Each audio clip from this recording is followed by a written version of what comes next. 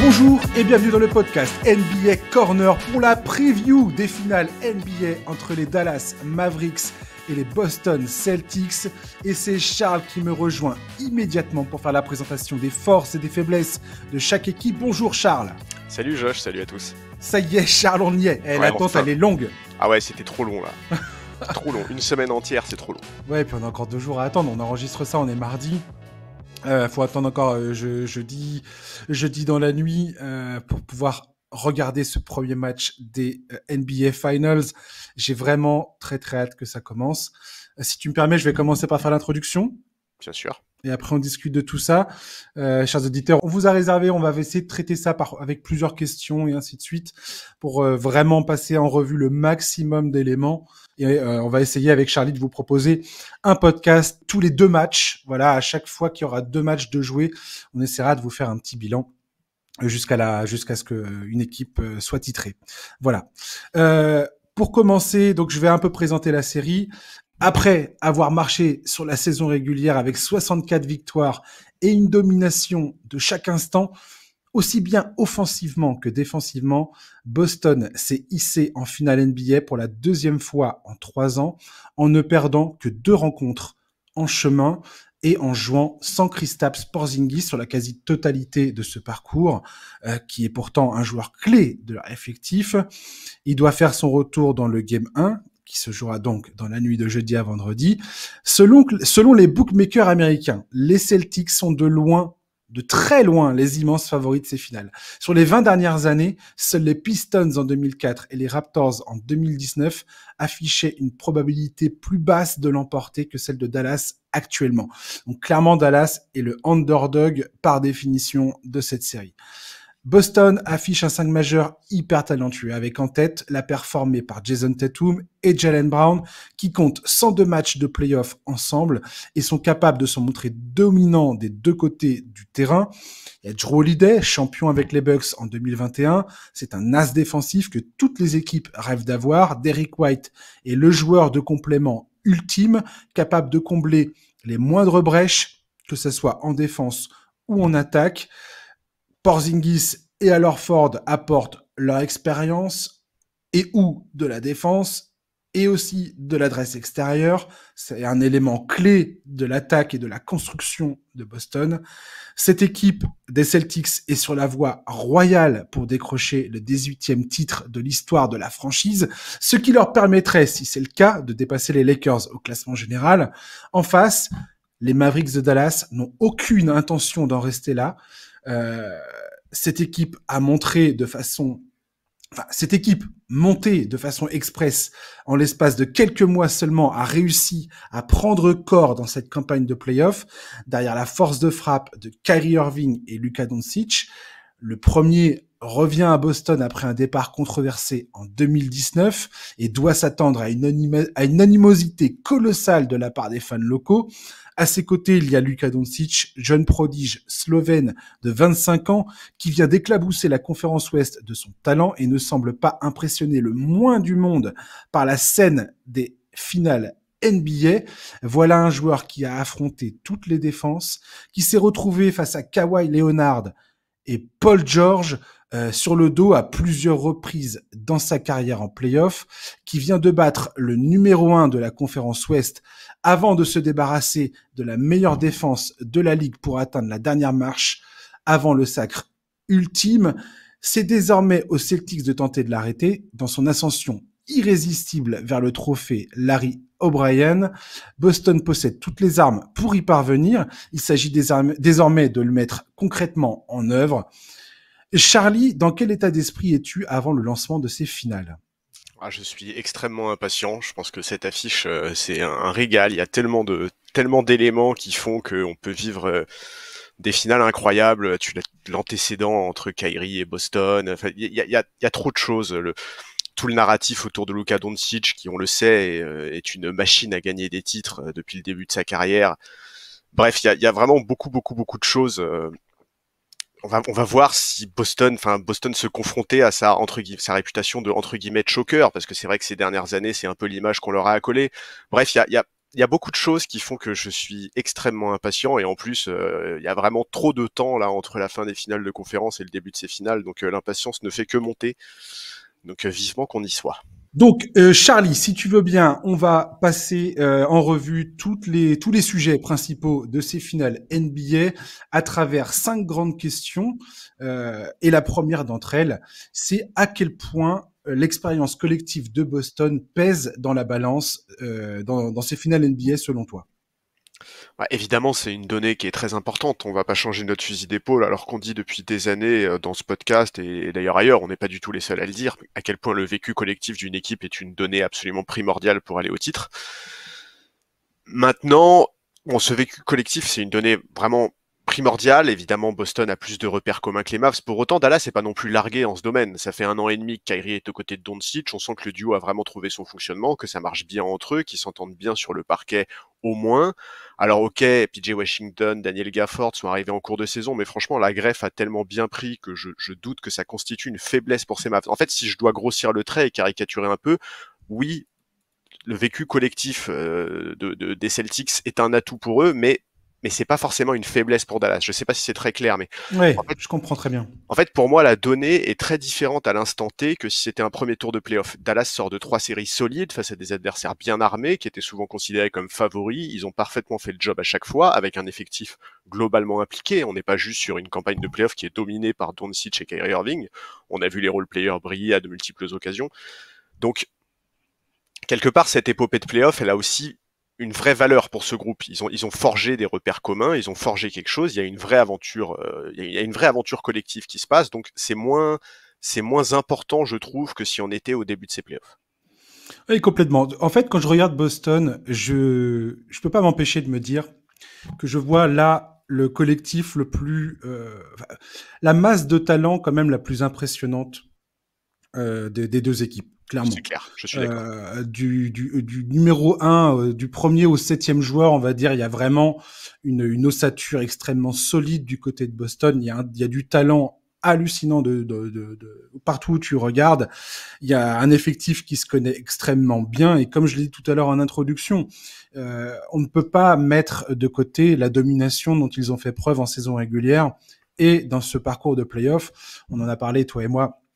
On peut bien évidemment pointer du doigt tant qu'on veut la qualité des oppositions qu'ils ont pu avoir. C'est pas eux qui l'ont choisi et à chaque fois ils ont gagné de manière assez convaincante malgré tout. Absolument. Euh, Ils ont l'expérience des finales perdues en 2022, du moins pour une bonne partie de ce groupe.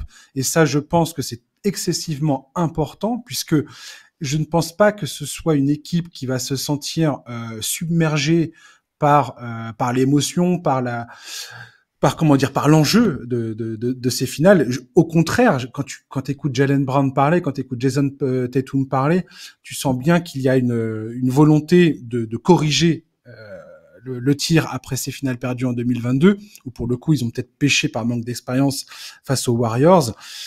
Je dirais ensuite concernant Boston que personnellement, moi ce que je m'attends à voir, c'est le mental.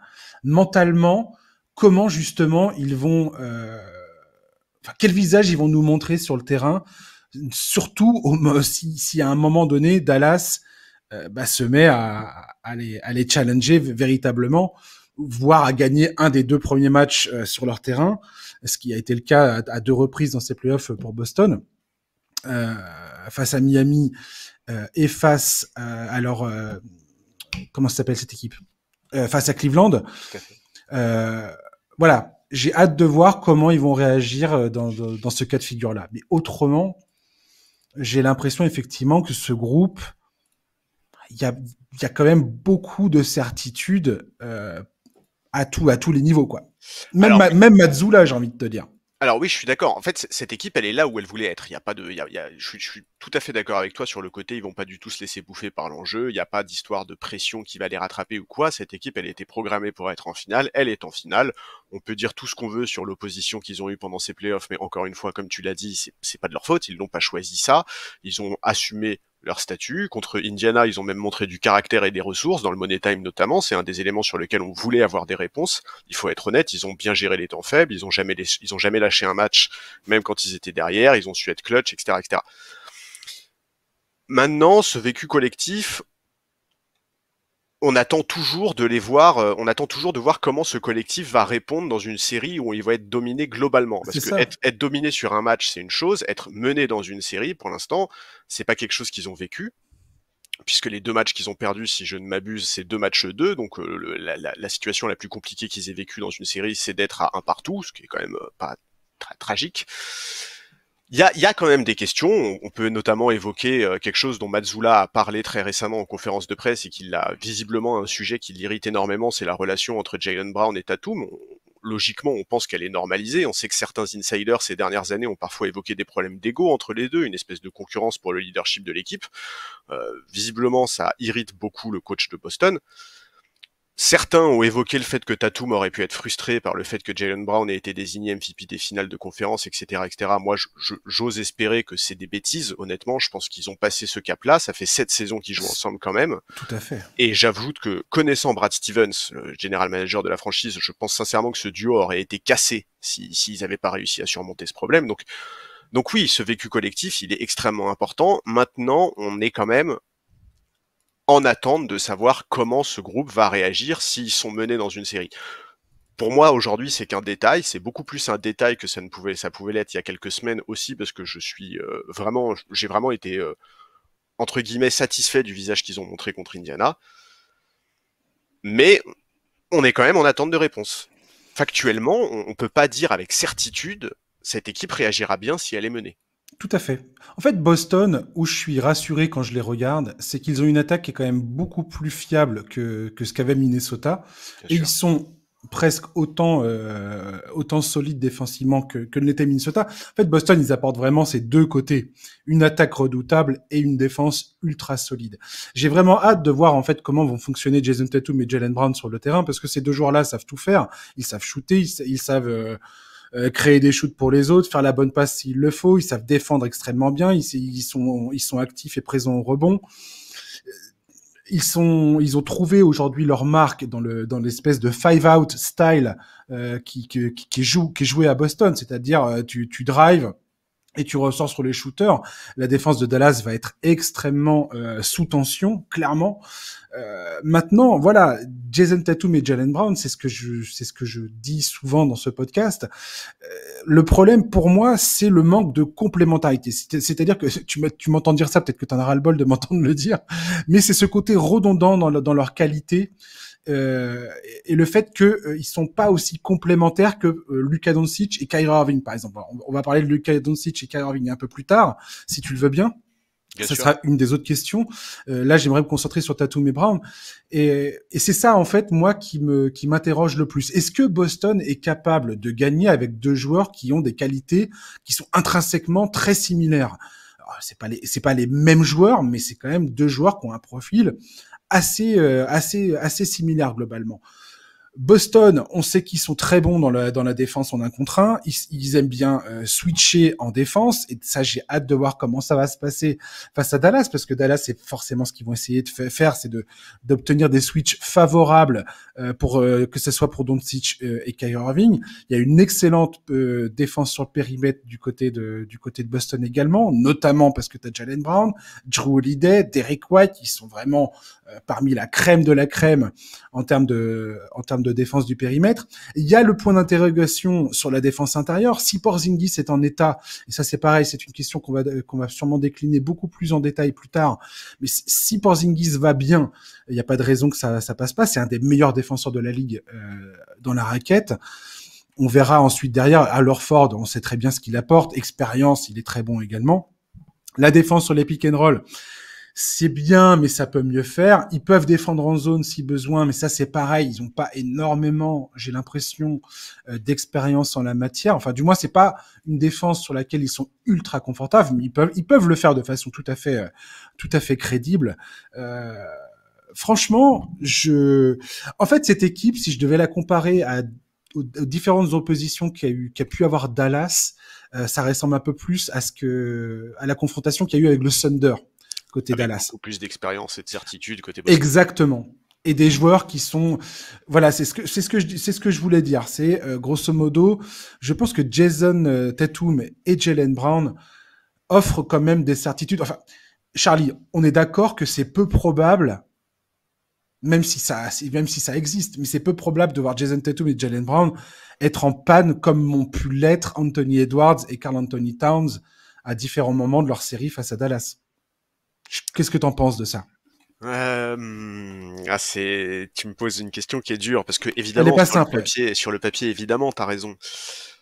Maintenant, ces dernières années, Tatum, on l'a parfois vu passer au travers de rencontres importantes ou se réveiller dans les dernières minutes. Moi, j'ai en mémoire un match face au Heat en playoff il y a quelques saisons où il met pas un point en première mi-temps. Le match 6 face à Philly il y a 2 ans où il met 3 points dans les 3 premiers quarts-temps. Alors ok, il finit par un gros quatrième quart pour arracher la victoire, mais Parce que Philadelphie a été voilà, incapable de mettre le couvercle. voilà, exactement.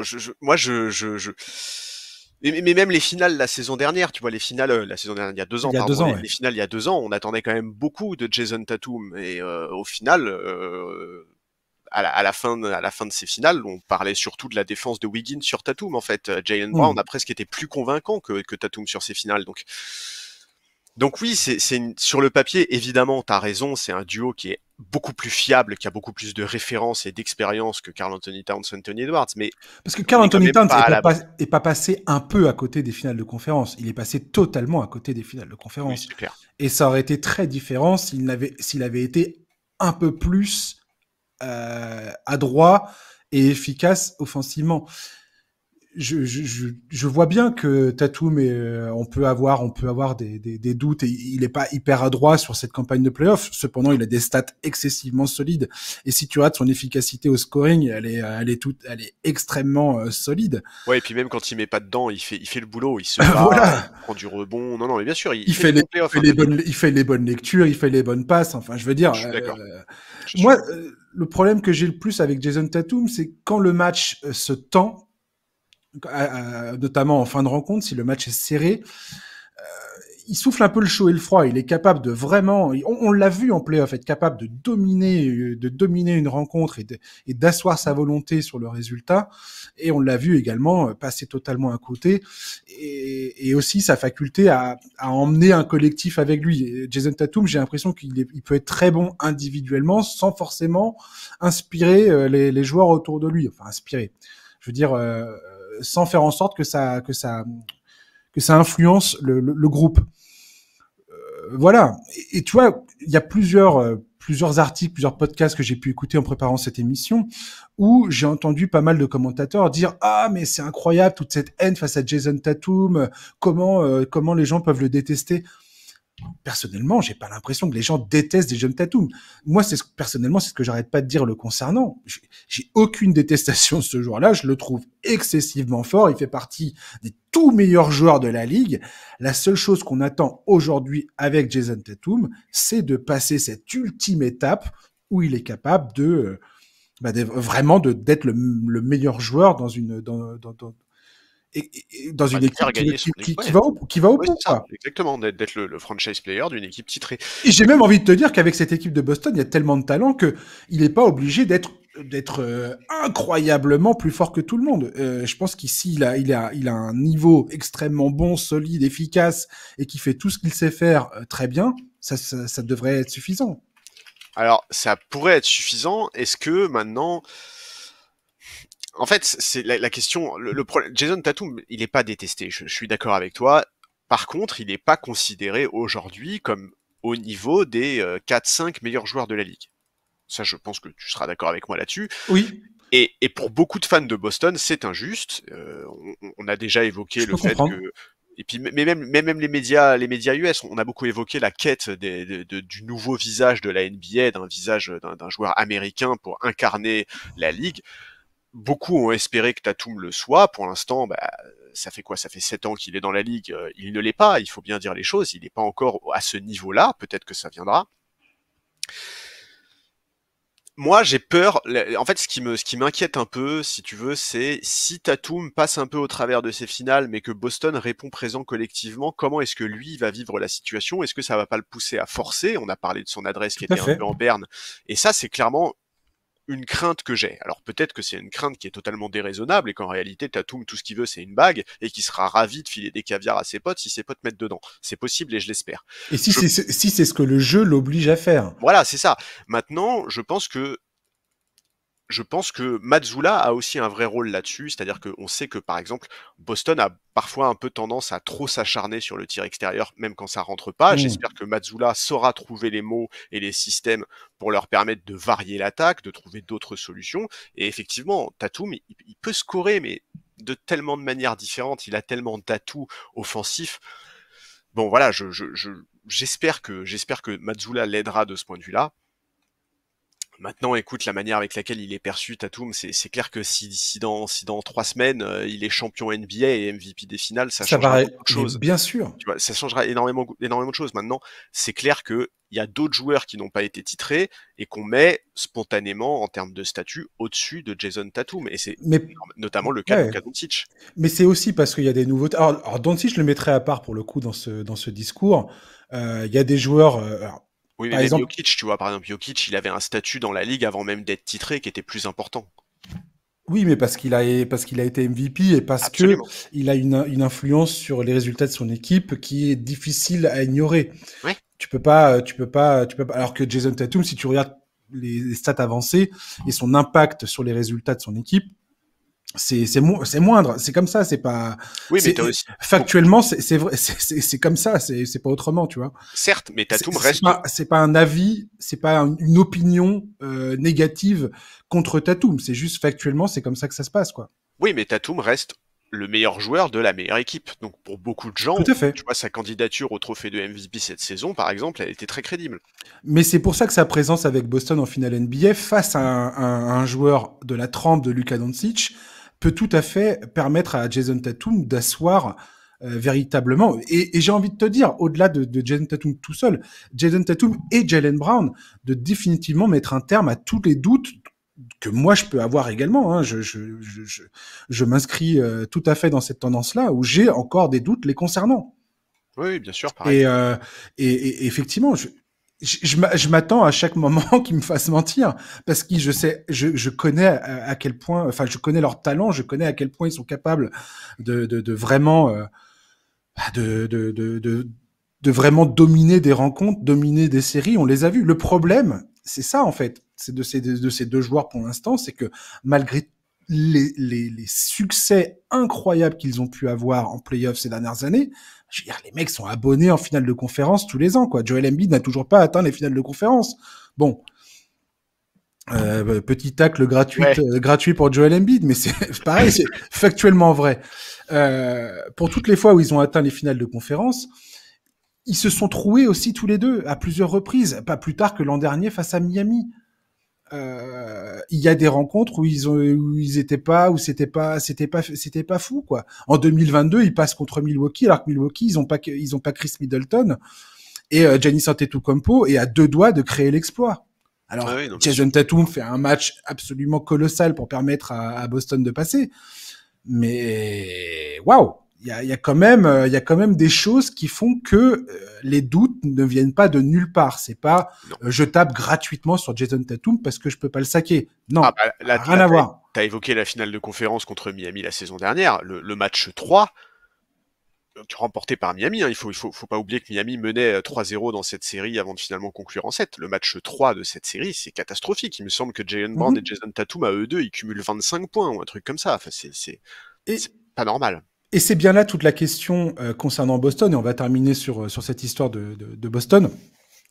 C'est la capacité de Tatum et Brown et de ce groupe, de ce collectif aujourd'hui, et de Mazzulla pareil, ça va être leur capacité à répondre à l'adversité. Et c'est ça qu'on n'arrête pas de dire depuis le début de ces playoffs dans ce podcast, c'est de dire, voilà, pour l'instant, on ne sait pas vraiment à quoi ressemble cette équipe quand elle est poussée dans ses retranchements. Et j'ai entendu, pareil, beaucoup de personnalités, de commentateurs américains dire ah mais attendez, vous imaginez pas, Indiana était bien meilleur que ce que l'on pensait. Les gens discréditaient Indiana et le fait que Boston réussisse à faire un sweep d'Indiana, ça montre bien la valeur de cette équipe. Je suis pas d'accord avec ça personnellement. T'as l'impression que Indiana était plus fort que Minnesota, par exemple? Non, par contre, j'ai l'impression qu'Indiana aurait pu gagner des matchs et qu'ils auraient dû gagner des matchs et que c'est parce que Boston a été solide dans les moments clés qu'ils en ont pas gagné. Et Ouais. c'est en ça que, si tu veux, que je reste je suis plus confiant pour Boston après cette finale de conférence que je ne l'étais avant. Maintenant, encore une fois, ça ne répond pas à tous nos doutes, ça c'est sûr. Alors justement, on va parler maintenant de Boston face à la paire Luka Doncic, Kyrie Irving. J'aimerais commencer par... Enfin, tu veux commencer par qui? Luka Doncic ou Kyrie Irving?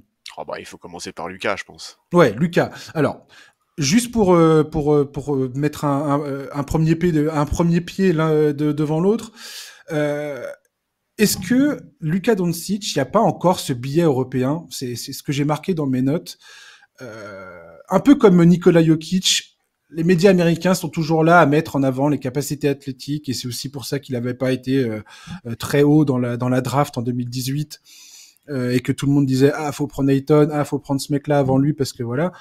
Je vois également beaucoup de gens qui disent mais attendez, Luka Doncic, il est pas prêt à affronter le public de Boston. Le public de Boston, il est incroyable. Ils vont lui hurler dans les oreilles. Tu vas voir, il a jamais vu ça. Mais vous plaisantez ou quoi? En fait, ça m'énerve un peu, où j'ai l'impression, quand j'écoute beaucoup de podcasts américains, pas tous, loin de là, mais dans beaucoup de podcasts américains ou dans beaucoup d'articles faisant la preview des finales, j'ai l'impression qu'il y a encore une difficulté de percevoir le côté vraiment sensationnel de Luka Doncic, et à quel point ce gars, depuis qu'il a 16 ans, où il est passé professionnel, c'est vraiment un talent hors du commun, Luka Doncic. Et moi, si je suis fan de Boston, très sincèrement, je flippe à 200% d'affronter ce gars-là. Ah bah c'est clair. Alors, pour revenir sur ce que tu as dit sur l'ambiance du TD Garden, oui, c'est ce tweet qui a fait le buzz d'un fan du Thunder, je crois, avant un match à OKC où le type explique que Luka va connaître l'ambiance la plus chaude de sa carrière. Non mais vous êtes... Enfin, vraiment, je suis désolé les Américains, mais là pour le coup, vous ne comprenez pas ce que je vous dis, mais je m'adresse quand même à vous. Le mec, il a joué en Turquie, en Serbie, ouais, il a joué dans les pires enceintes européennes. Honnêtement, c'est probablement le tweet le plus ridicule que j'ai lu sur en cette Grèce, campagne de playoff. Et pourtant, j'en ai vraiment lu des terribles. Ouais. Mais bon, voilà, oui, non, Luka Doncic, c'est qu'est-ce que tu veux dire? Bien sûr, c'est un joueur générationnel, il est phénoménal, il est extraordinaire. Les gens qui parlent de son physique, moi, ça me fait doucement rire. J'ai Luka Doncic est le joueur qui cumule le plus de minutes sur ses playoffs. Hein. Tu fais pas ça sans être un athlète, parce que j'ai lu des gens dire, imaginez ce que Luka Doncic pourrait faire si c'était un athlète. Mais arrêtez avec cette espèce de stéréotype. Mais c'est exactement pareil que pour Nikola Jokic. Exactement. Mais toujours dire, regarde son corps, c'est pas le corps d'un sportif de haut niveau. Mais attendez les gars. Attendez, mais il y a un moment, vous comprenez bien que le basket, c'est pas comme ça qu'on peut le juger. Non, mais en ces gars-là ont une... Quand tu vois la masse de boulot qu'ils abattent sur un terrain de basket et la façon dont ils dominent les rencontres. Ouais, et puis le rythme d'une saison NBA, complètement. C'est de la folie. Enfin, vraiment, s'il vous plaît, arrêtez avec vos idées reçues, parce que oui, j'ai lu des trucs là-dessus. En fait, être un athlète, c'est pas juste avoir des muscles bien dessinés et des abdos saillants. Oui, puis au basket, au basket, c'est pas en fait, c'est pas les qualités indispensables. Pour le coup, tu vois bien que ni Jokic ni Luka Doncic sont empêchés de dominer et d'écrabouiller les gens qui se trouvent devant eux, quand bien même ils n'arrivent pas à sauter au-dessus d'une canette en plastique. Non mais bien sûr, non mais pour moi c'est un débat qui n'a aucun sens, et je pense que c'est un débat qui va disparaître avec les années si Luka continue à faire ses performances hallucinantes, comme ça devrait finir par disparaître avec Jokic. Je l'espère, quoi. Surtout que Jokic, il joue à Denver, en fait. C'est difficile physiquement de jouer à Denver, hein, donc bon. Ouais. Jokic, il s'est à peine fait éliminer en demi-finale de conférence, que ça y est, c'est redevenu une fraude. Ouais. C'est vrai. Mais bon, non, mais c'est clair que le cas Doncic, enfin le backcourt entre le backcourt Doncic-Irving, c'est un casse-tête qui est terrible pour Boston, et pas que pour Boston, c'est un casse-tête qui est terrible pour absolument toutes les défenses de la ligue. C'est ingérable de ce truc-là. C'est 59 points en moyenne en finale de conférence face à la meilleure défense de la ligue, 41% à 3 points à eux deux. Et Luka Doncic, en plus, il est dans une montée en puissance dans ses playoffs. Il a commencé les playoffs blessé face aux Clippers. Si tu regardes ses stats d'adresse face aux Clippers, c'était inquiétant. D'ailleurs, on était inquiets. Moi, je me disais, mais c'est impossible que ce gars-là termine les playoffs en bonne santé. Il est sur une jambe. Face aux Thunder, ça s'est amélioré. Face aux Wolves, tout d'un coup, c'est devenu un demi-dieu. Et là, j'ai l'impression qu'il va devenir qui va remplacer le soleil, quoi. Ouais, bah ouais. Je sais pas, mais... c'est terrible, hein. Mais globalement, de toute façon, cette bataille du backcourt, elle est particulièrement intéressante parce que Luka Doncic, Kyrie Irving, aujourd'hui, c'est le meilleur backcourt de la ligue, au moins offensivement, et Jrue Holiday, Derrick White, c'est le meilleur backcourt de la ligue défensivement. Enfin, en tout cas, à mes yeux. D'ailleurs, ils sont tous les deux dans le All NBA, All Defensive Second Team.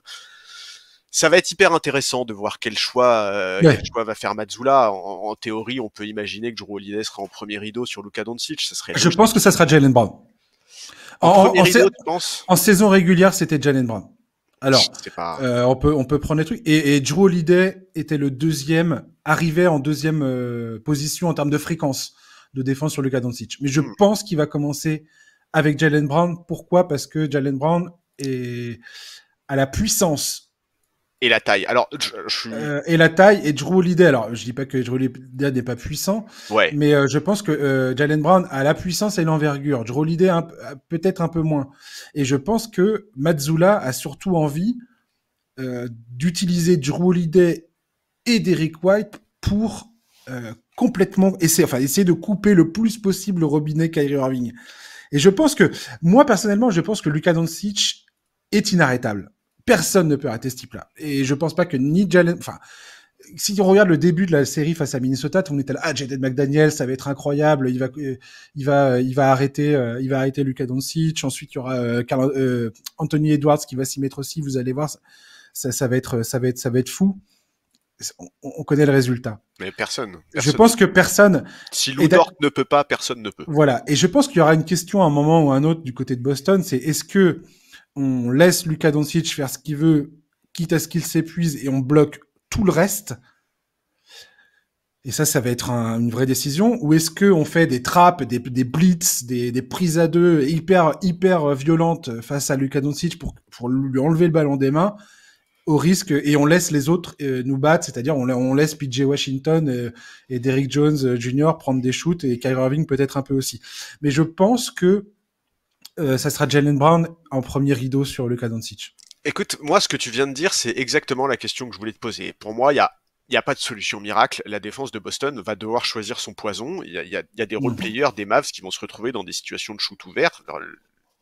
Et le problème, en fait, c'est que Derrick Jones Jr., ça peut rentrer des shoots, PJ Washington aussi, Maxi Kleber aussi, Hardy aussi, Green. En fait, si t'es Boston, qu'est-ce que tu préfères? Est-ce que tu préfères voir un Luka Doncic entre 35 et 40 points de moyenne sur la série, mais qui soit isolé et verrouillé le plus possible les role-players, ou alors tu laisses ces joueurs-là prendre feu? On sait que PJ Washington et Derrick Jones Jr. sont extrêmement impactants sur les 3 points dans le corner. Il me semble qu'ils sont tous les deux entre 40 et 45% de réussite. Et en temps normal, c'est une des forces de la défense de Boston. Elle autorise très peu de tirs ouverts à 3 points dans le corner. Alors, est-ce qu'elle doit changer ses habitudes pour empêcher le duo Kyrie et Luka de prendre feu, ou est-ce qu'elle doit rester sur ce qu'elle maîtrise? Tout ça, ça fait partie des choix que Mazzulla et son coaching staff doivent faire. Et moi, j'ai pas la réponse. Je sais pas ce qu'ils vont faire. Je sais pas. Moi, je pense qu'à leur place, je préférerais voir Luka prendre feu et que le reste de l'effectif soit contrôlé. Mais est-ce que c'est un choix si évident à faire? Tu sais très bien que j'aime pas les matchs de saison régulière. Après, c'est la seule base qu'on ait à peu près.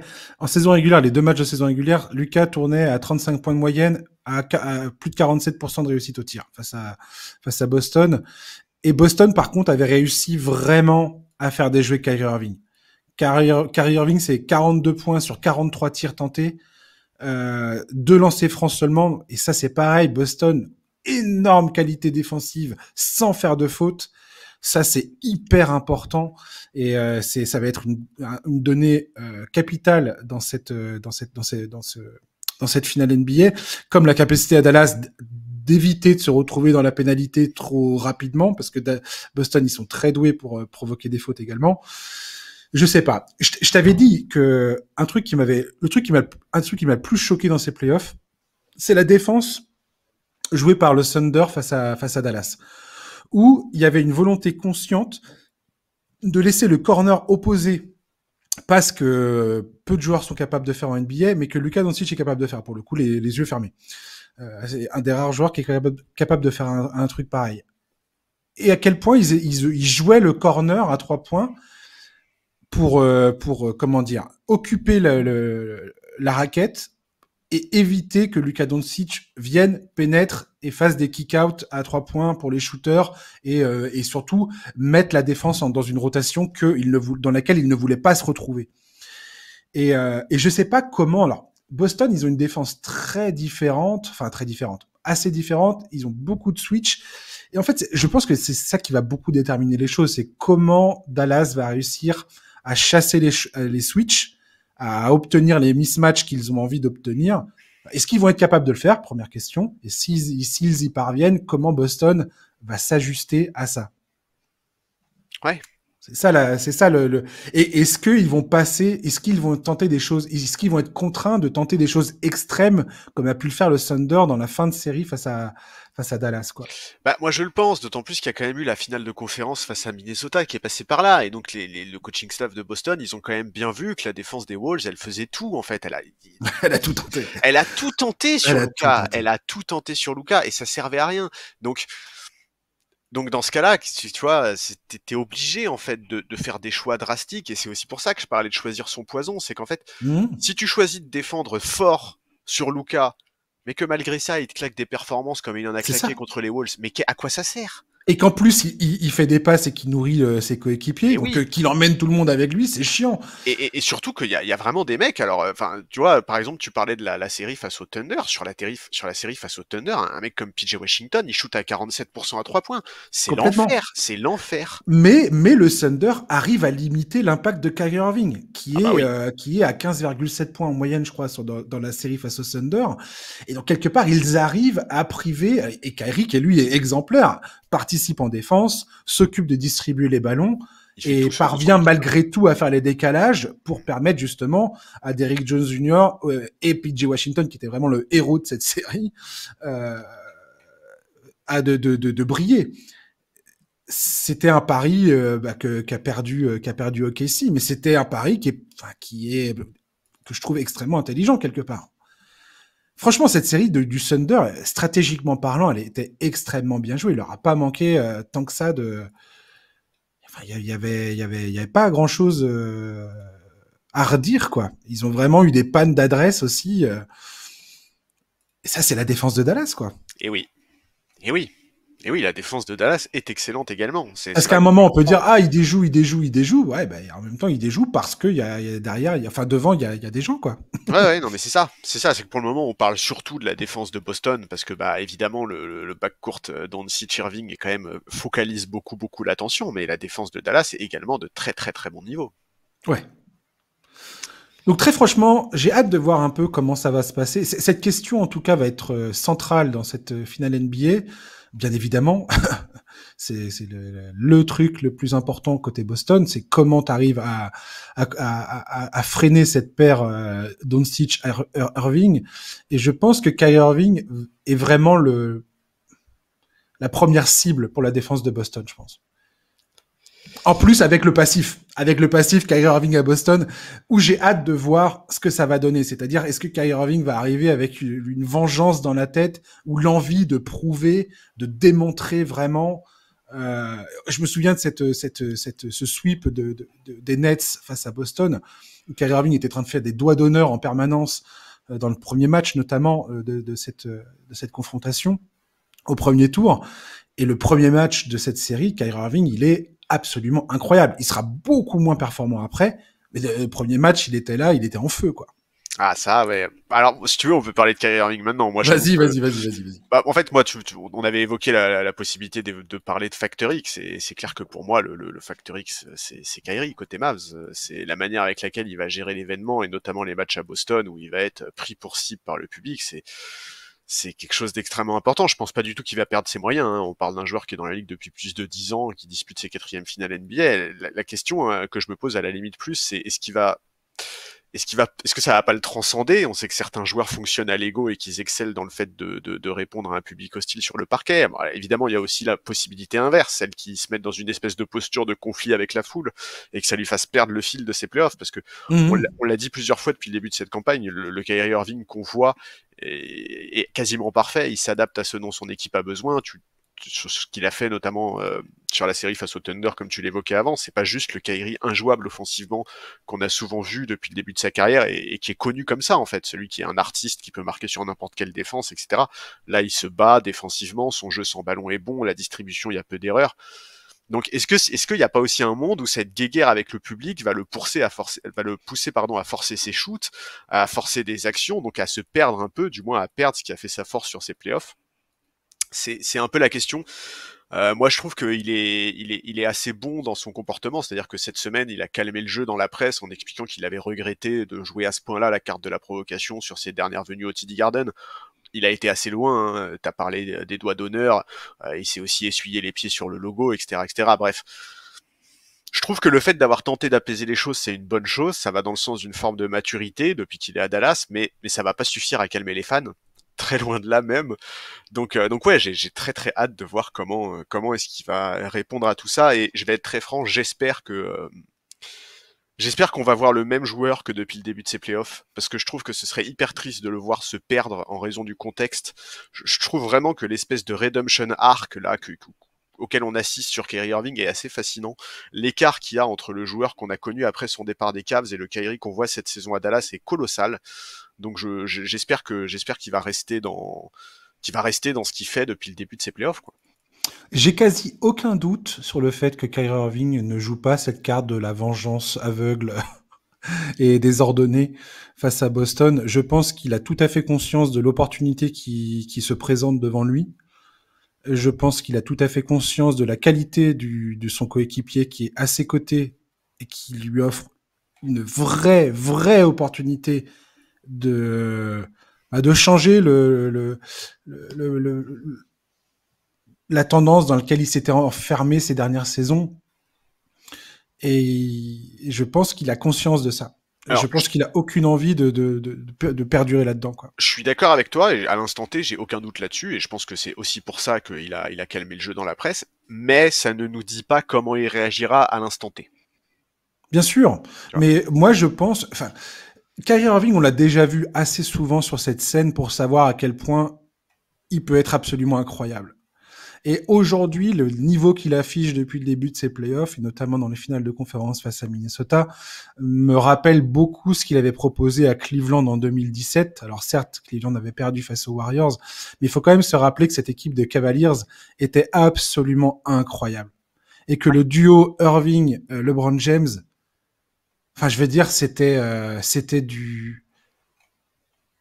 En termes de duo, j'ai rarement vu deux joueurs aussi forts en même temps sur un terrain. Ouais, et puis c'était tellement complémentaire. Non, mais il fallait qu'en face, il y ait une équipe absolument écœurante du début à la fin, de toutes parts pour les freiner, quoi. C'est vrai que ça, c'est un vrai what if, hein. Combien de titres le duo LeBron-Kyrie aurait pu avoir sans cette espèce d'équipe délirante des Warriors? Parce qu'ils perdent 4-1, mais franchement... et c'est très drôle. Vous voulez avoir une confirmation de ce que je suis en train de vous dire? Écoutez Stephen Curry, tapez sur un moteur de recherche Stephen Curry qui parle de Kyrie Irving et de LeBron James pendant ses finales de 2017. Écoutez-le parler de ça, c'est absolument incroyable comment il en parle. Clairement, il te dit c'est le pire truc, c'est le truc le plus intimidant que j'ai vu sur un terrain de basket, quoi. Il est complètement fasciné par la qualité de ces gars-là. Et je pense que Kyrie Irving a conscience de ça. Il y a trop de choses. Et Kyrie Irving, il est tout sauf stupide. Alors, on peut lui reprocher beaucoup de choses. Je lui ai reproché beaucoup de choses. Et il y a pas, je veux dire, il a été ce qu'il a fait, il a été ce qu'il a été pendant une période. Là, il est sur un autre mode, et c'est tant mieux pour nous tous. Pour tous les fans de basket, c'est génial. Pour tous les fans de basket, il a trouvé en Dallas et en la personne de Luka Doncic vraiment c'est une équipe et un joueur qui le mettent dans les meilleures dispositions pour exprimer tout son talent sur un terrain de basket. Donc effectivement, tu as raison. Si Kyrie Irving arrive à jouer à son meilleur niveau dans ces finales, je pense que ça peut faire très très très mal.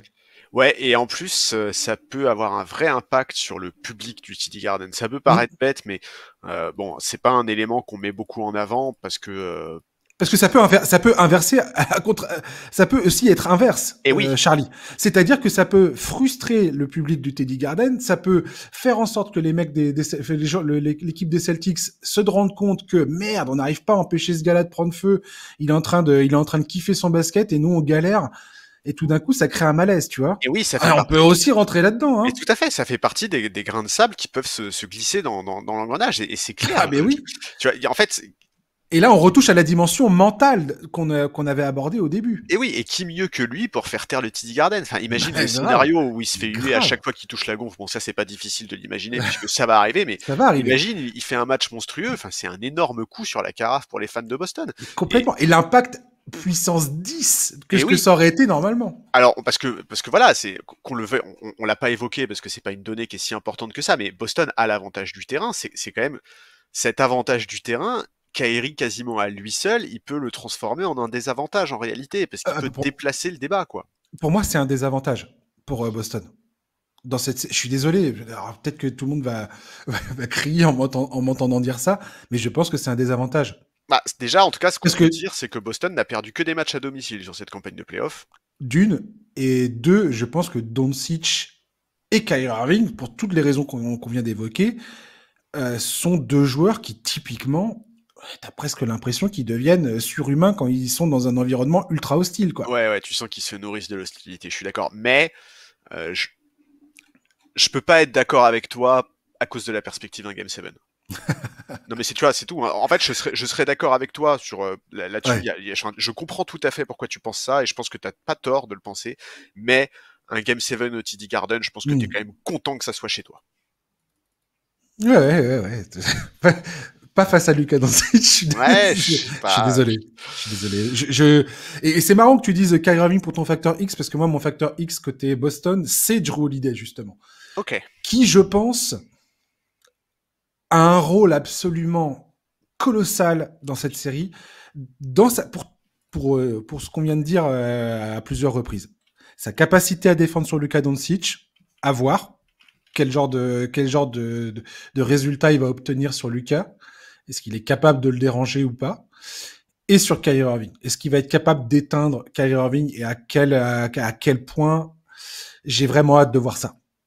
Et offensivement, ce qu'il va être capable d'apporter ou pas. Parce que pareil, Drew Holiday et Derrick White, par exemple, ce sont des joueurs absolument géniaux.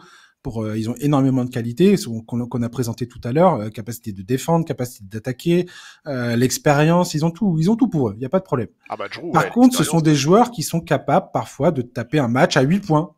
Ah tiens, Drew Holiday, hop, 3 sur 11 au tir, ah zut. Et tu peux pas compter sur eux en permanence comme c'est exigé de Tatum et Brown. Ce qui est tout à fait normal. C'est pas leur rôle d'être là, ils sont pas là pour planter 20 points à chaque match. C'est pas du tout la considération. Par contre, ce sont des joueurs qui sont capables de faire basculer des matchs et des séries si jamais ils sont dans une bonne ambiance et qui commencent à vraiment être performants offensivement, quoi. Et Drew Holiday, pour moi, est typiquement le genre de joueur qui est capable d'avoir un impact colossal défensivement. Il a été resplendissant face à Indiana et qui, s'il commence à mettre des tirs, notamment à 3 points sur les corners là tout d'un coup tu te grades la tête, tu te dis mais qu'est-ce qu'on peut faire, quoi. Alors moi je pense que Drew, avec son expérience et le joueur qu'il est en fait, même dans un match où il n'est pas adroit, et ben il est capable de te sortir l'action. Et d'ailleurs c'est ce qu'il fait sur Ouais, le match 3 face à Indiana. Hein. tout à Le fait. match 3 face à Indiana, il fait un match où il est à 1 sur 6 à 3 points. C'est alors certes il fait un bon match à côté de ça parce qu'il contribue, il prend du rebond, il se bat, etc., etc. Mais n'empêche que c'est lui qui le fait gagner ce match-là à la fin. Excellent exemple. Et, et, Excellent et donc exemple. oui, je suis d'accord avec toi. Drew, il aura un rôle capital. Et d'ailleurs, en fait, on va en revenir sur s'il y a des auditeurs qui sont habitués du podcast. C'est un sujet qu'on a évoqué tellement de fois.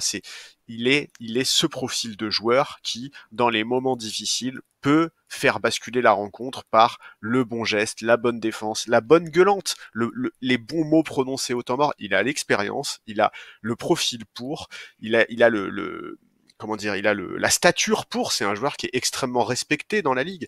Donc évidemment, Drew, il a un profil qui est indispensable, encore plus quand tu te sépares de Marcus Smart, faire venir un profil comme Drew Holiday, c'est capital. Incroyable. Et ouais, et donc évidemment, Drew, j'ai hésité j'ai hésité entre lui et un autre pour être le facteur X côté Boston, mais c'est clair que lui aura un rôle colossal. Et puis moi, j'arrive pas à m'enlever de la tête la performance qu'il avait eue sous le maillot des Bucks en finale face à Phoenix. Incroyable. Où clairement, ce gars-là a fait totalement basculer cette finale, quoi. Il a passé le meilleur été de sa vie cette année-là. Faut penser qu'ils ont perdu les 2 premiers matchs, Milwaukee, et qu'ils gagnent les 4 suivants, et c'est parce que tout d'un coup, Drew Holiday, il a dit, bon, bah écoute, on va faire simple. Ouais. Chris Paul, Devin Booker, je vais devenir votre pire cauchemar, quoi. Ouais, et puis ouais. Et puis que des interceptions clutch, des décisions clutch, des passes. Oui, et puis dans la foulée, il y a les JO et tout. Non mais il a fait l'été 2020 de Drew Holiday. Je pense que c'est le rêve de beaucoup de joueurs de basket. Mon facteur X côté Dallas, moi, c'est Derek Lively. Vraiment, j'en peux plus de dire du bien de ce gars-là. Je persiste et je signe sur le fait que c'est absolument dingue de voir un rookie être à ce point primordial et central dans le résultat d'une équipe et en playoff surtout. Enfin, la protection du cercle qu'il apporte, l'activité au rebond, la menace verticale qu'il représente, parfait complément de Luka Doncic sur un terrain, le fait qu'il sache lire les bonnes passes, qu'il comprenne où, comment se placer sur un terrain, alors qu'il vient de débarquer dans la ligue. Ça, franchement, très franchement, j'aimerais qu'on se rende compte à quel point c'est absolument hors du commun, en fait. Et je trouve qu'on n'en parle pas assez de ce truc-là. Bah, très franchement, moi, ça me frustre énormément qu'on soit pas à chanter les louanges de Derek Lively en permanence, quoi. Bah, c'est taré que ce rookie soit là à faire ce qu'il est en train de faire depuis le début, quoi. C'est ça. Quel rookie dans l'histoire récente de la ligue a fait mieux que ce mec-là en playoff? J'en sais rien. Et j'ai hâte de voir si en finale, il va être capable de continuer ou pas ce truc-là. Et voilà, qui sait, ça se trouve, ça va être la marche qu'il va pas être capable de franchir. On a vu des joueurs comme ça faire des parcours absolument incroyables, premier tour, deuxième tour, finale de conf, puis arriver en finale, les projecteurs, c'est trop brillant, et puis tout d'un coup, ça s'écrase. En même temps, Derek Lively, son rôle, je pense, va bien voyager. Il n'y a pas de raison qu'il continue pas à faire ce qu'il fait, quoi. Je suis d'accord, et moi, en fait, je vois pas un monde où il s'effondre en finale. Alors, non. Qu'on s'entende, je vais expliquer pourquoi. En fait, je parle de son rôle collectif, en fait, son rôle dans l'équipe. Tout est tellement bien fait, tout est tellement bien set-up, à la fois par le coaching staff et par Luka Doncic. Quand bien même il n'arriverait pas à peser offensivement, son impact dans les écrans, son impact au rebond, lui, il restera inchangé. Ça, j'ai aucun doute. J'ai aucun doute là-dessus. Grave. On va parler de Kristaps Porzingis. Il y a un truc quand même.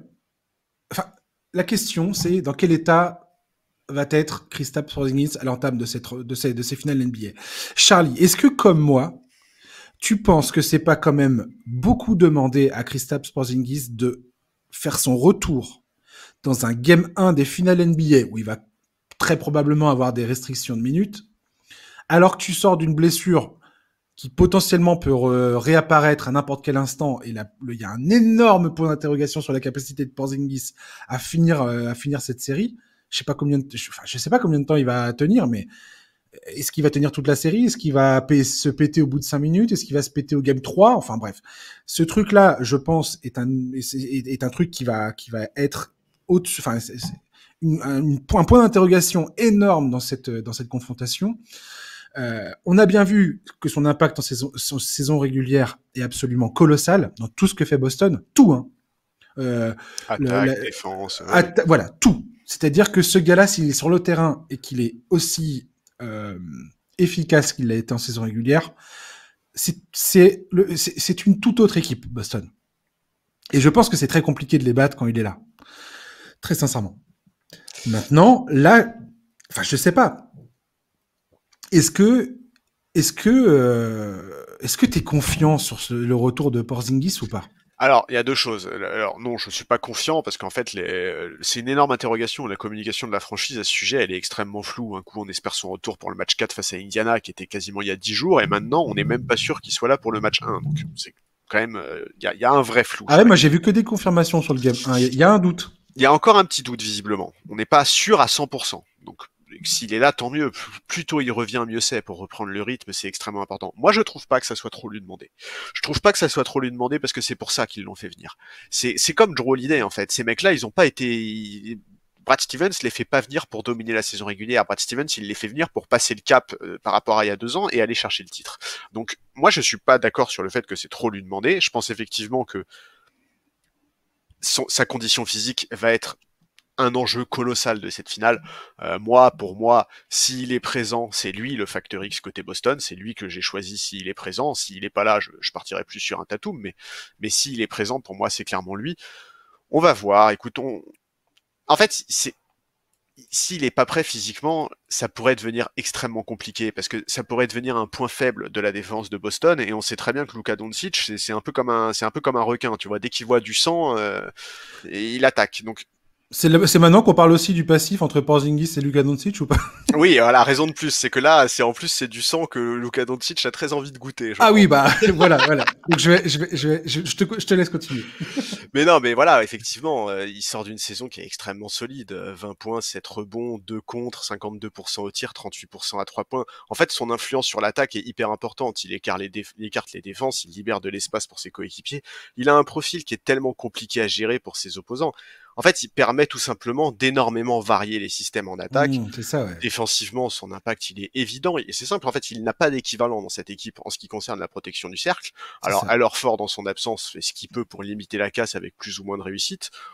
On l'a vu par séquence face à Indiana, vraiment en difficulté, même si après, il a réussi à remonter la pente. Mais enfin, si tu passes d'une rotation Porzingis-Horford à une rotation Horford-Tillman, ça change tout.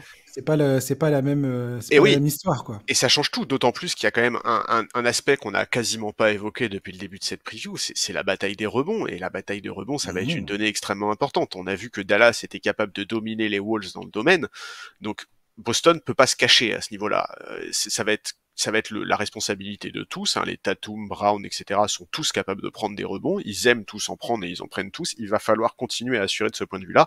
Et c'est clair que la présence de Porzingis dans ce domaine, elle ferait beaucoup de bien. Ouais, complètement, ouais. Et très franchement, s'il est pas là, mais et même si, enfin, ça me semble tellement chaud de lui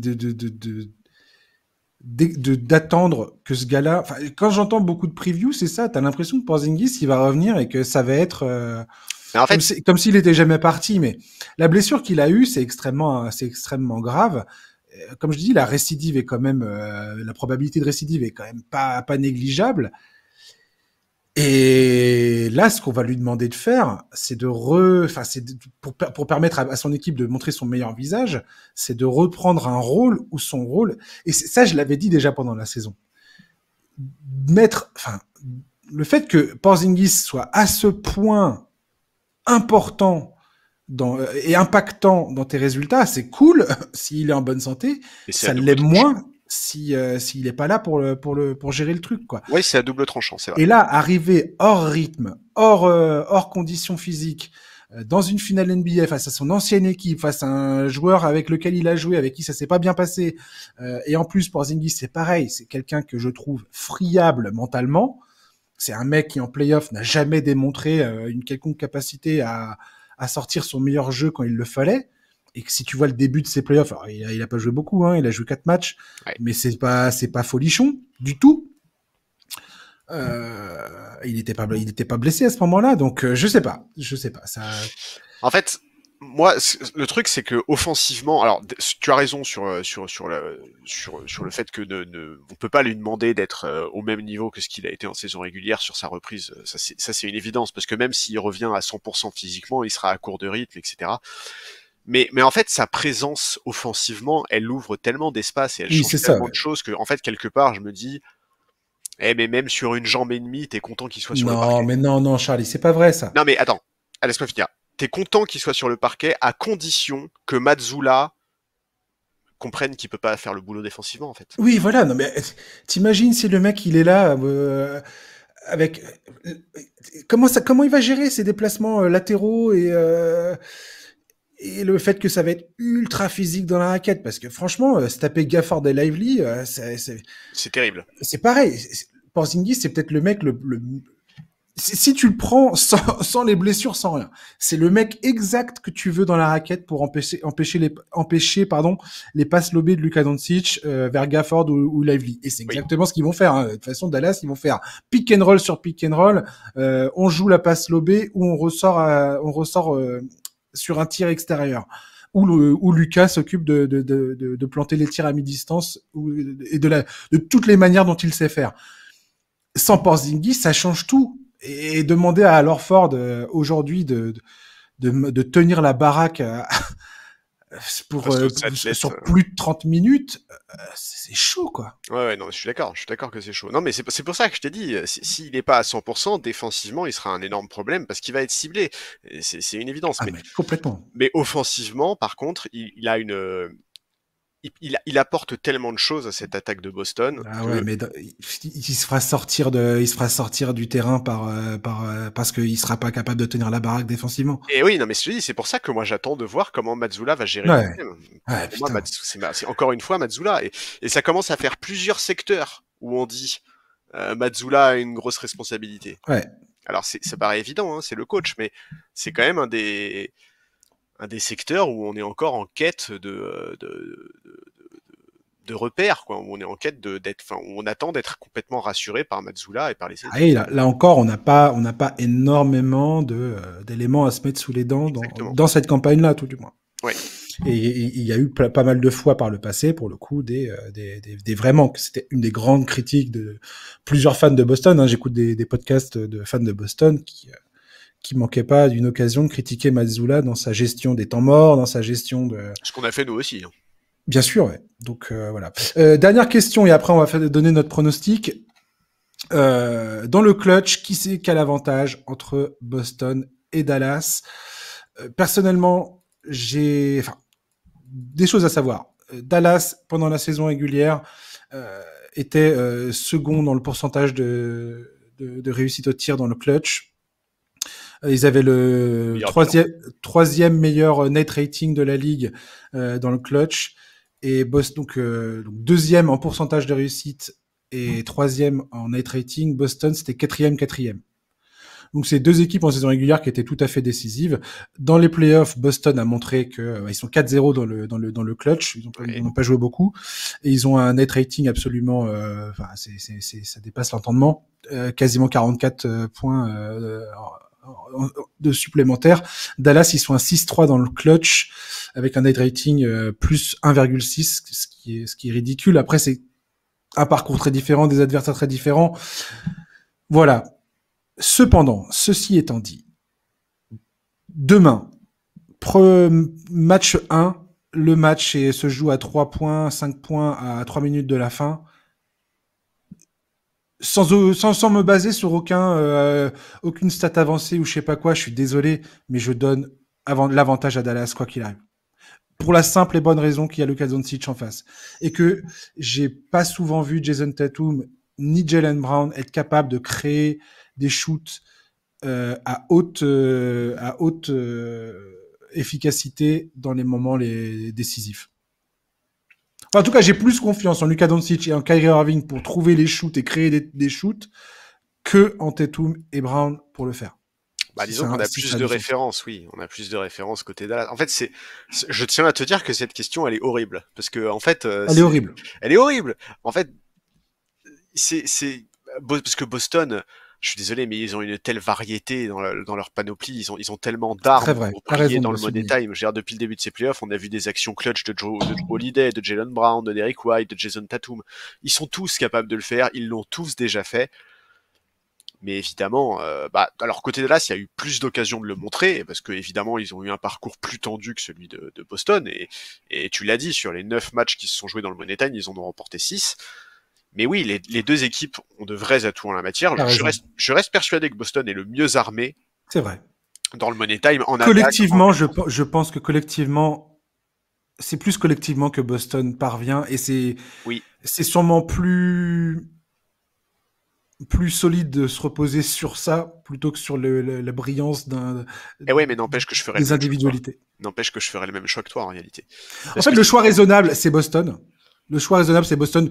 Tout temps à dire Boston dans le clutch. Enfin, je veux dire, ils ont fait que prouver qu'ils sont capables d'être absolument nickel dans le clutch, quoi. oui, Il y a oui, rien c'est qui nous ça. permette de dire ah bah Boston c'est de la merde. Non, mais c'est ça en fait, c'est que les deux équipes sont très fortes, ça c'est une évidence. T'as commencé par le rappeler, c'est une donnée de base. Les deux équipes sont très fortes dans le domaine. Ouais, je suis peut-être allé un peu trop vite Non, en. parce que Ça moi, peut- en fait, même si je pense que Boston est le mieux armé, qu'ils ont le plus d'atouts dans le clutch, dans le money time, qu'ils ont le plus de possibilités, effectivement, s'il y a une fin de match qui est tendue, je miserais sur Dallas parce qu'il y a Doncic en fait, et que s'il y a bien un joueur dans cette affiche qui peut mettre la main sur cette série, en dicter le rythme, inverser les situations dans des moments difficiles, mettre le ou les shoots qu'il faut pour arracher une victoire dans une fin de match tendue, c'est lui. Et si lui ne le fait pas, alors il y a Kyrie. On sait à quel point il peut être clutch. On va pas rappeler comment il a décroché son premier titre NBA avec les Cavs en 2016. Je pense que tous les fans de basket se rappellent de ce shoot tellement important à moins d'une minute de la fin du Game 7 face aux Warriors. Donc tout ce que je peux te dire, moi, c'est que je croise les doigts pour que tous les matchs de cette série se jouent dans le Money Time, parce que je pense vraiment qu'on peut assister à des actions de légende. Je pense que Boston a le plus d'armes, mais je pense que le Money Time, c'est une période, c'est un moment complètement suspendu dans le temps, et je pense que c'est un des rares moments dans le sport collectif où un homme peut faire mieux qu'une équipe. Surtout quand il s'appelle Lucas et qu'il l'a prouvé Exactement. encore et toujours, encore et toujours et Exactement. encore et toujours, quoi. Ce mec-là, il est né pour gagner et il le prouve depuis le début de sa carrière, quoi. C'est Mm. infernal, c'est infernal. Oui, complètement. Et tu as dit quelque chose absolument déterminant, selon moi, à l'échelle de la série, d'un point de vue assez global. C'est la capacité de Luka Doncic à imprimer le rythme qu'il souhaite à une série, à un match. Et ça, c'est quand même un élément absolument primordial, quoi. Ouais, là en filigrane, on vient de donner quelques indices sur nos pronos, je crois. Non, non, mais je veux dire, côté Boston, il y a beaucoup moins cette capacité. Encore une fois, Boston, c'est collectivement, si ça déroule, ça envoie du bois. Dans ces cas-là, ils t'écrasent. Et il n'y a rien que tu puisses faire. Quand cette équipe elle est en ordre de bataille et qui déroule leur jeu et que ça commence à prendre et que ça prend, je pense pas que tu puisses faire grand-chose. Je pense que voilà, tu vas perdre, très sincèrement. Mhm. Si Dallas arrive à rester au contact et à se maintenir dans les rencontres et à faire en sorte que ça se joue dans les dernières minutes, Ouais, et cette capacité justement de Doncic de faire en sorte que ça se passe comme ça et d'imposer son rythme. Et au final, c'est lui qui est confortable à la fin et les autres qui sont là à se dire merde, on est en train de subir quoi. Et quand on arrive à cette réalisation, c'est toujours marrant de voir les équipes quand elles commencent à comprendre que en fait elles subissent le jeu qui est en train d'être produit sur le terrain. C'est assez fabuleux quand même. ouais. On va passer aux prédictions alors. Allez. Tu commences ou je commence? Je peux commencer si tu veux. Écoute, non, bah, comme tu le sens, écoute, je vais commencer. Vas-y. Je pense que alors déjà, c'est vraiment une série que je trouve hyper compliquée à pronostiquer, et en fait, je vais même dire, j'ai l'impression que plus je réfléchis à cette série, moins je suis sûr de mon prono. Alors tu me diras, série très compliquée à pronostiquer, une de plus, parce que mine de rien, globalement, Ah ces ouais, c'est playoffs playoff, ont ouais. été très peu Complètement. lisibles, surtout à l'Ouest. Je pense toujours que Boston est favori. Je pense toujours qu'ils sont mieux armés, surtout si Porzingis revient en forme. Mais en fait, je n'arrive pas à miser contre Doncic dans un contexte de finale. Je, je, je voilà, ce mec-là, on l'a dit, s'il y a un mec qui est capable de dicter le rythme de la série, c'est lui. Et plus globalement, j'avoue que j'ai été plus convaincu par le run des playoffs des Mavs que par celui des Celtics. Alors encore une fois, évidemment, c'est pas de la faute de Boston, ils ont pas choisi leurs adversaires, mais c'est comme ça, c'est factuel. Dallas m'a plus convaincu que Boston sur ces playoffs, donc je vais partir sur Dallas en 6. Évidemment, je rêve d'un Game 7 au TD Garden, ce serait dingue, surtout avec Kyrie Irving en face, ce serait une ambiance de malade, mais je vais partir sur Dallas en 6. Ouais. Ouais, effectivement. Boston, je pense que c'est le choix le plus raisonnable pour remporter cette série parce que il y a la saison qui s'est déroulée, il y a tous les chiffres qui sont là, qui montrent leur domination, qui montrent et que toutes les équipes qui ont affiché une telle domination en saison régulière et en play-off, d'habitude ça va jusqu'au bout, quoi, sans aucune question. Et voilà, Porzingis qui a cet énorme point d'interrogation sur son état de santé. Ça me dérange énormément. Ça me dérange énormément parce que ça prive Boston de son meilleur visage, de ses meilleures formations, de ses meilleures armes pour vraiment poser des problèmes insolubles aux défenses adverses et d'y ajouter en plus une défense du cercle extrêmement pertinente. Et sans lui, c'est quand même plus compliqué. Avec un Porzingis à 80-70%, j'ai peur que ça soit aussi compliqué. Et donc, je me pose beaucoup de questions parce que, voilà, l'attaque de Dallas, elle est quand même ultra dynamique. Eux aussi, ils font un spread avec un 5-out qui est assez décent, avec la menace de lob, soit par Gafford, soit par Lively. Et on sait très bien que ça va être du pick and roll jusqu'à ce que mort s'en suive avec Doncic et ou Kyrie Irving. Ils sont absolument terrifiants en isolation. Alors, Boston a les armes pour défendre correctement sur ces gars-là, mais je pense très sincèrement, comme on l'a dit et répété, qu'il y a personne qui arrêtera Luka. Oui. Je vois personne qui arrivera à arrêter Luka. Et si Lou Dort a pas réussi, si Jaden McDaniels a mordu la poussière, je vois pas pourquoi Boston y arriverait mieux que les autres, quoi. Et je pense très sincèrement que Luka a déjà répondu à cette question. C'est déjà, on sait déjà ce que c'est pas que personne n'y parvient. Et je vois pas pourquoi ça changerait là. Les Celtics ont vraiment un coup à jouer s'ils arrivent à freiner, voire à éteindre Kyrie Irving à plusieurs niveaux, c'est-à-dire non pas seulement au scoring, mais aussi à freiner sa création de jeu, à essayer de le sortir un petit peu de cette série. J'ai des doutes sur le fait qu'ils y arrivent. On verra comment Jason Tatum et Jaylen Brown, à contrario derrière, vont viser Kyrie et Luka en défense, les obliger à défendre, peut-être à provoquer des fautes. On verra comment ça se passe. Il y a un vrai coup à jouer à ce niveau-là côté Boston. Maintenant, je suis comme toi. Je peux pas avoir ce parcours de Dallas. Je peux pas avoir Luka Doncic qui monte en puissance encore et toujours dans ses playoffs et me dire qu'il va perdre là, quoi. Dans les close-out, Luka Doncic, il tourne à quasiment 32 points en moyenne. Dans les matchs éliminatoires, il tourne à 35 points en moyenne. Dans les matchs 7, il tourne à 40,5 points en moyenne depuis le début de sa carrière. En playoff, il est à plus de 31 points en moyenne. Ce garçon pour moi, c'est une machine à tuer. Et j'ai peur que Boston soit un peu trop court en fait sur ce coup-là, malheureusement.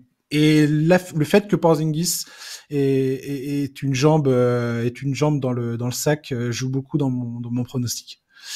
Donc très sincèrement, je prédis un game 7 avec Dallas qui l'emporte et un Luka Doncic qui met tout le monde d'accord. Oh, le traumatisme pour les fans de Boston, le game 7 perdu à domicile. Oh, t'es dur. Ouais. T'es dur. Mais ouais, on a le même vainqueur, mais bon, il y a juste. J'ai tendu, je me suis longtemps calé sur un Dallas en 6. Moi, j'ai longtemps vu la finale jouer comme ça. Premier match, Dallas qui l'emporte, ensuite ça fera 1-1, ensuite ça fait 2-1 Dallas, 3-1 Dallas, Boston qui sauve l'honneur, qui gagne le game 5 à domicile, 3-2, et Dallas qui termine l'affaire dans le 6e à domicile. Bah, tu vois, là, tu as évoqué le match 1. Moi, il y a un truc qu'on n'a pas du tout évoqué et que je vais regarder d'un œil hyper intéressé, c'est savoir quelle équipe sera le plus en rythme au début du match 1. Mine de rien, les deux équipes ont eu un vrai temps de repos. Le dernier match de Boston, c'était le 27 mai. Le dernier match de Dallas, c'était le 30 mai. Ça fait plus d'une semaine sans jouer et c'est pas si fréquent dans une saison NBA. Donc, la capacité à se mettre rapidement dedans pourrait avoir un vrai impact. Et si Boston nous fait le coup du diesel et qu'ils perdent l'avantage du terrain là-dessus, ça peut être un gros problème. Moi, je pense que Dallas va prendre l'avantage du terrain, soit au game 1, soit au game 2, mais je pense qu'ils vont gagner un de ces deux matchs. Je suis assez d'accord avec toi. À Boston, et je pense que ça risque de planter la graine du doute dans la tête, même si, encore une fois, comme on l'a dit en tout début de podcast, ils ont connu ça, Boston.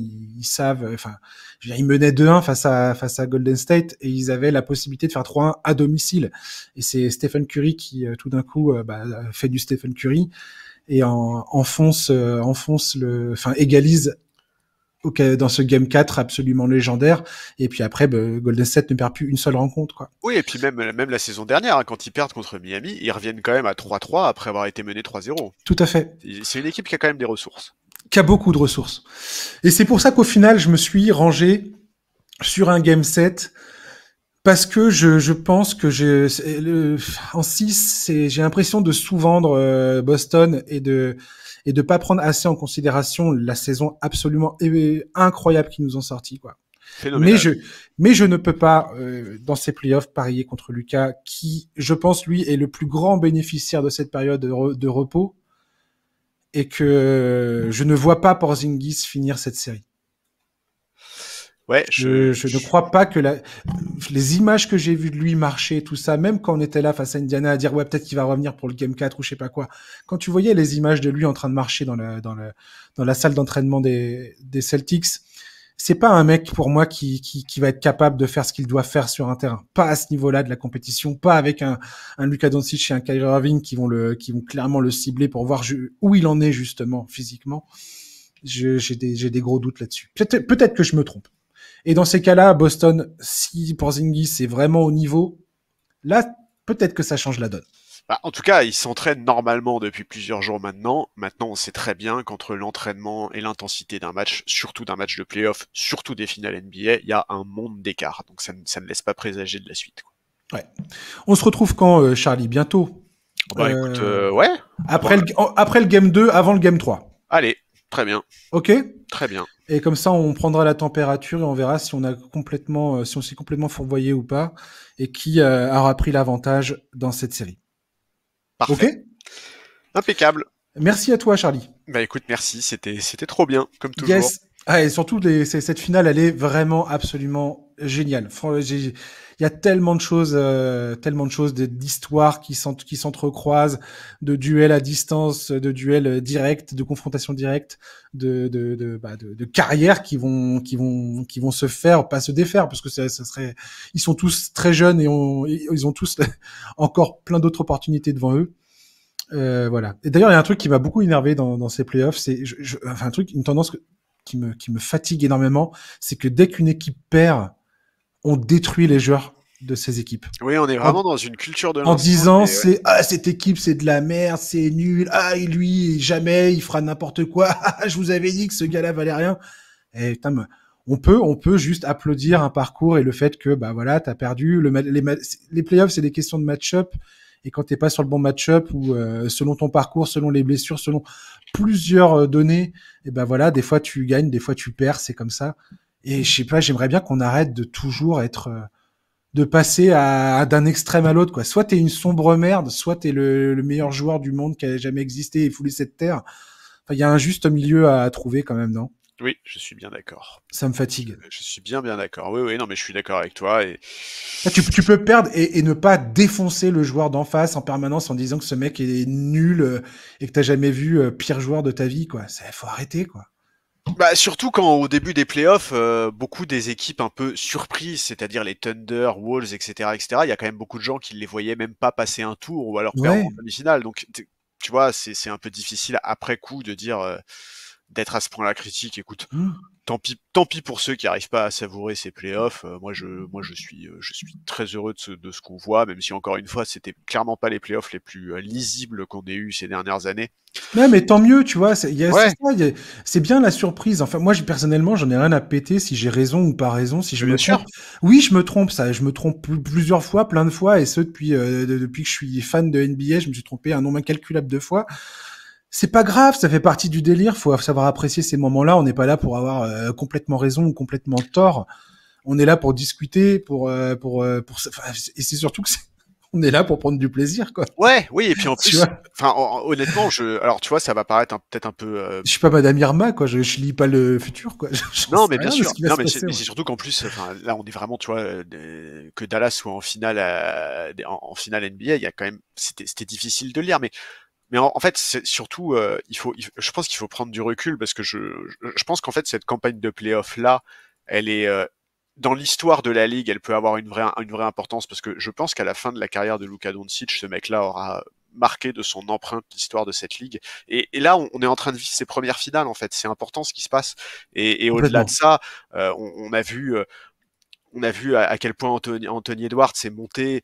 Et tu vois, à monter en gamme dans ses playoffs, à quel point c'est devenu un joueur d'un autre calibre, la confirmation que Shai Gilgeous est un des meilleurs joueurs de la ligue. Bref, on a vu plein de choses, cette équipe du Thunder, elle a tellement de promesses. Mais complètement. Je pense que là, cette campagne de playoffs, c'est le début de quelque chose de vraiment incroyable qu'on va avoir dans les années à venir. Je suis tout à fait d'accord. C'est quand même, on devrait tous être absolument aux anges de se dire que t'as le Thunder qui est dans les tuyaux, que t'as les Wolves avec Anthony Edwards qui vient de nous prouver que c'est un joueur qui va nous faire kiffer pour le je ne sais combien d'années à venir.